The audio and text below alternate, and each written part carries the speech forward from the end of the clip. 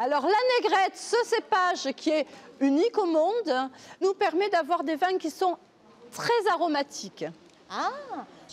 Visite express mais exceptionnelle. Ces Chinois sont des professionnels du tourisme. En dégustant ce fronton, ils cherchent pour leurs clients des circuits différents, loin de Paris. La culture, la vraie culture française, c'est ça qu'on cherche, c'est ça qu'on va les proposer à notre client. Paris c'est trop commercial, trop voilà, donc ici c'est un peu authentique. Au total, 44 agences de voyage sont représentées, un potentiel énorme. Le château Cazes, qui produit du vin depuis 7 générations, leur ouvre les bras. C'est une chance, je pense que ça va permettre de développer la notoriété de Fronton et bien évidemment du château Cazes.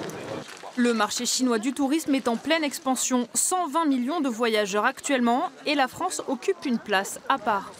C'est le seul pays dans les années 60 qui a reconnu la Chine République. Donc pour les Chinois de cette République, forcément, qu'on a un sentiment très profond vis-à-vis, je dirais amitié quoi, vis-à-vis des Français. S'ils sont convaincus, ces professionnels inscriront peut-être l'Occitanie dans leur catalogue. Une aubaine à ne pas manquer. Alors les comités du tourisme de la région et de la Haute-Garonne ont mis les petits plats dans les grands.